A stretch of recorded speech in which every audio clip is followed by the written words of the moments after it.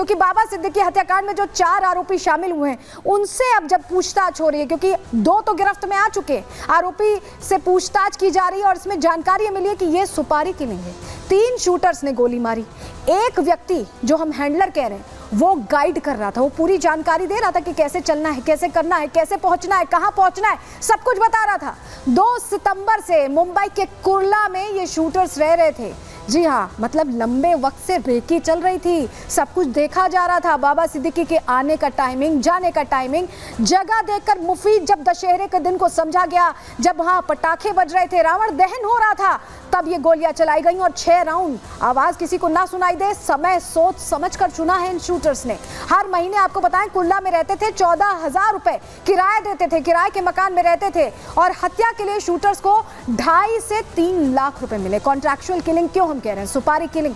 2.5 से 3 लाख रुपए की बात हुई थी और एडवांस में शूटर्स को 50-50 हजार रुपए दिए गए थे। तो 50-50 हजार रुपए के लिए हत्या की वारदात को अंजाम दिया गया। और एक और बड़ी खबर आपको बताएं, हत्याकांड से जुड़ी बड़ी जानकारी मिल रही है। बड़ा खुलासा यह हुआ है कि चौथे आरोपी की भी पहचान हो गई है। जी हां, जो हम हैंडलर कह रहे थे आपसे, चौथे आरोपी का नाम मोहम्मद ज़ीशान अख्तर बताया जा रहा है। तीनों शूटर्स को यही निर्देश दे रहा था। जी हाँ, तो हैंडलर ज़ीशान था, ये जानकारी मिल रही है और यही सब कुछ तय कर रहा था कि कहां जाना है, कहां रहना है, जो मकान था सब कुछ, यहां तक कि हथियार भी ज़ीशान ने ही मुहैया कराए थे। ये जानकारी मिल रही है। ज़ीशान अख्तर नाम बताया जा रहा है। तो जांच का दायरा बढ़ता जा रहा है। चौथे नाम का भी अब खुलासा हो चुका है। तीनों शूटर्स को निर्देश दे रहा था ज़ीशान अख्तर, जो चौथा किरदार है जिसको लेकर अब जानकारी मिल चुकी है। और आप समझिए कि यह अपने आप में बहुत बड़ा खुलासा है। तो बाबा सिद्दीकी की हत्या जिस तरह से हुई है, पूरा मुंबई दहल गया है। यह घटना डराने वाली है और ऐसा लग रहा है कि जैसे अंडरवर्ल्ड लोगों को डराता था, धमकाता था, घटनाओं को अंजाम देता था। आपको याद होगा गुलशन कुमार को कैसे मौत के घाट उतारा गया था, ठीक वैसा ही यहां पर मामला समझ में आया और लोगों को अब डर लग रहा है कि क्या लॉरेंस गैंग अब अंडरवर्ल्ड की तर्ज पर लोगों को ठिकाने लगा रहा है। रिपोर्ट आपको दिखा रहे हैं।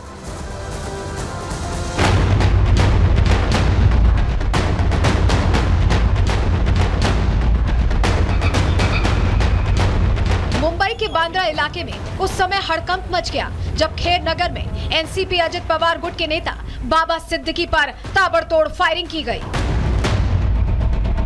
3 शूटर्स ने बाबा सिद्दीकी पर उस समय गोलियां बरसाई जब वो अपने बेटे ज़ीशान सिद्दीकी के दफ्तर से निकल रहे थे। घटना के बाद चारों तरफ हड़कंप मच गया। गोली चलने के बाद लोग इधर उधर भागने लगे। दशहरे की रात तकरीबन 9:30 बजे का समय था जब एनसीपी के नेता बाबा सिद्दीकी अपने बेटे के दफ्तर से बाहर निकलते हैं। उनकी गाड़ी जहां पर पार्क होती है उस जगह पर बाबा सिद्दीकी पहुंचते हैं, लेकिन वहां पर घाक लगाए बैठे बदमाश बाबा सिद्दीकी का इंतजार कर रहे होते हैं। ताबड़तोड़ फायरिंग जो है वो की जाती है। 3 गोलियां बाबा सिद्दीकी को लगी, अस्पताल ले जाया गया जहां पर डॉक्टरों ने उन्हें मृत घोषित कर दिया। बाबा सिद्दीकी को गोली लगने के बाद घायल अवस्था में आनन फानन में अस्पताल लाया गया, जहां उनका इलाज शुरू हुआ। लेकिन तमाम कोशिशों के बावजूद बाबा सिद्दीकी की जान नहीं बचाई जा सकी। बाबा सिद्दीकी पर फायरिंग की खबर मिलते ही महकमे में हड़कंप मच गया। आनन फानन में पुलिस अधिकारियों ने मामले की जांच शुरू की। पुलिस ने बाबा सिद्दीकी पर फायरिंग करने वाले 2 शूटर्स को गिरफ्तार कर उनसे पूछताछ शुरू कर दी। जिन 2 शूटर्स को अरेस्ट किया गया, जिसमें से एक का नाम धर्मराज बताया जा रहा है और दूसरे का नाम कर्नेल बताया जा रहा है, दोनों यूपी और हरियाणा के रहने वाले हैं। इन्होंने बताया कि वो लॉरेंस बिश्नोई गैंग से जुड़े हुए हैं। हालांकि मुंबई पुलिस क्राइम ब्रांच अब इस पूरे मामले को इन्वेस्टिगेट कर रही है। जो शूटर्स कन्फेस कर रहे हैं उनको ग्राउंड पर वेरीफाई किया जा रहा है। पुलिस का साफ तौर पर कहना है कि अभी अलग अलग पहलुओं पर जो मुंबई क्राइम ब्रांच है उनकी इन्वेस्टिगेशन चल रही है। बाबा सिद्दीकी की हत्या की खबर पूरे मुंबई में जंगल में आग की तरह फैल गई। सीएम एकनाथ शिंदे और डिप्टी सीएम देवेंद्र फडणवीस, अजित पवार अस्पताल पहुंचे। इस दौरान इन नेताओं ने बाबा सिद्दीकी के परिवार को ढांढस बंधाया। सलमान खान ने भी रात में ही अस्पताल पहुंचकर बाबा सिद्दीकी के परिवार से मुलाकात की। सलमान खान खान के बेहद करीबी माने जाते हैं बाबा सिद्दीकी। लॉरेंस बिश्नोई अक्सर सलमान खान को जान से मारने की धमकी जो है वो देता रहता है। क्या उसी के चलते ये पूरी वारदात को अंजाम दिया गया? तमाम ऐसे सवाल हैं जो कि मुंबई पुलिस के सामने खड़े हो रहे हैं और मुंबई पुलिस का कहना है कि हर थ्योरी पर मुंबई पुलिस काम कर रही है। जो भी फैक्ट सामने आएगा, जो भी दोषी होगी, उनकी गिरफ्तारी इस मामले में जल्द से जल्द की जाएगी। बाबा सिद्दीकी महाराष्ट्र की सियासत में एक अहम शख्सियत थे। उनकी हत्या से मुंबई में डर का माहौल बन गया। मुंबई में इतनी बड़ी वारदात से कई सवाल भी खड़े हो रहे हैं। सवाल ये कि मुंबई के इतने पॉश इलाके में इतनी बड़ी वारदात कैसे हो गई? Bureau report, Republic Bharat. ये घटना जैसे ही हुई पूरी मुंबई सन्न रह गई, क्योंकि आपको बताएं बाबा सिद्दीकी के बहुत अच्छे संबंध थे, चाहे बॉलीवुड की बात करें, चाहे राजनीतिक शख्सियतों की बात करें। लेकिन सबसे पहले आपको तस्वीर दिखाते हैं। सलमान खान, जिन्हें जिगरी बताया जाता है बाबा सिद्दीकी का, वो पहुंचे। जैसे ही घटना की जानकारी मिली वो पहुंचे। इसके अलावा और भी बहुत से चेहरे पहुंचे। सलमान खान की रात की तस्वीरें दिखा रहे हैं। रात को यह घटना हुई और जब ये जानकारी मिल गई 11 बजे के करीब कि निधन हो गया है, सलमान खान पहुंचे। और आप ये देख पा रहे हैं देवेंद्र फडणवीस को आप देख पा रहे हैं, वो भी पहुंचे। डिप्टी सीएम पहुंचे और दोनों डिप्टी सीएम पहुंचे थे। अजित पवार को भी हम आपको दिखा रहे हैं, वो भी पहुंचे। उन्होंने भी जानकारी ली किस तरह के हालात हैं, कैसे घटना हुई, क्योंकि हर कोई सन्न रह गया था इस घटना से। और क्योंकि एनसीपी अजित पवार गुट के ही नेता थे, तो अजित पवार के लिए तो बहुत बड़ा झटका था, क्योंकि हाल ही में उन्होंने कांग्रेस से एनसीपी ज्वाइन की थी। अजित पवार गुट की एनसीपी ज्वाइन की थी और ऐसे में उनके लिए ये प्रश्न बना हुआ था। और हमारे साथ हमारी सहयोगी प्रगति सीधे जुड़ रही है, जो वहां पर हालात देख रहे। प्रगति, जो अभी स्थिति है, जांच का दायरा बढ़ता जा रहा है, आप जहां मौजूद है वहां लग रहा है लोगों का आना शुरू हो गया है, क्योंकि शाम तक रुखसती जनाजा निकाला जाना है। क्या कुछ और जानकारी बताइए जरा।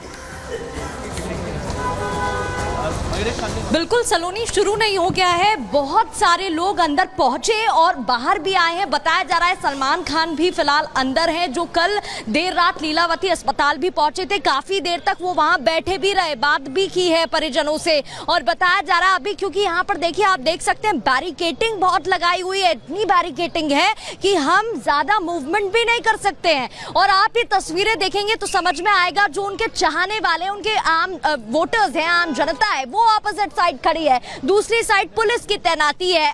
यहाँ पर कई गाड़ियां खड़ी दिखाई दे रही है। पुलिस की वैन है, पुलिस की गाड़ियां हैं, पुलिस की टीम है। इसके अलावा ये आप देखेंगे एक के बाद एक गाड़ियां आती नजर आ रही हैं, लेकिन इतनी खुफिया तरीके से अंदर जाते दिखाई दे रहे हैं, क्योंकि यहाँ पर पुलिस की सिक्योरिटी काफी ज्यादा टाइट है। सूत्रों के हवाले से खबर मिल रही है कि सलमान खान भी पहुंच चुके हैं, वो अंदर हैं।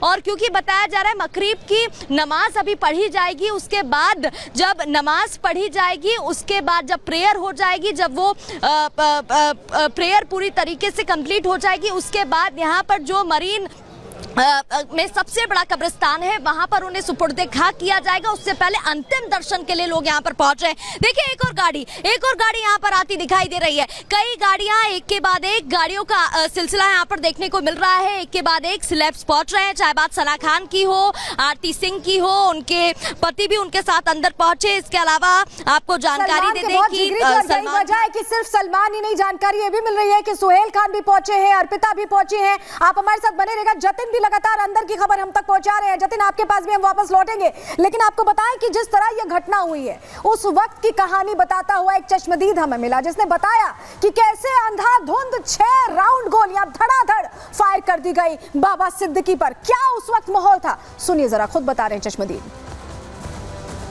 पटाखे फूटे, उस पटाखे के बीच में हमें भी लगा कि भाई पटाखे फूट रहे हैं। तो बाद में फिर जब भगदड़ हुई कि गोली चल गई, फायरिंग हो गई, तो फिर सब पब्लिक जो है अपना घर की तरफ भागना शुरू कर दी। उस समय नहीं पता चला कि बाबा सिद्दीकी के ऊपर? नहीं, वो पता नहीं चला कि किससे मारी गोली गई है। उस समय ये पता चला कि बस खाली फायरिंग हुई है, कुछ लोग गोलियां चला रहे हैं, बस यही पता चला। गोलियों की आवाज़ सुनाई दिया?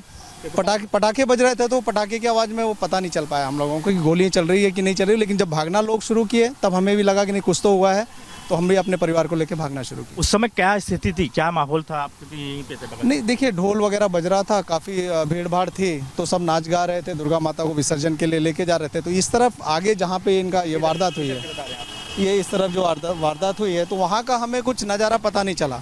लेकिन जब यहाँ से कुछ लोग यहाँ थे अगल बगल में, जब भागना शुरू किए, तब हमें लगा, और सब वो फिर माइक वगैरह सब बंद किया गया, म्यूजिक वगैरह बंद किया गया, और फिर सब भागना शुरू कर दिया।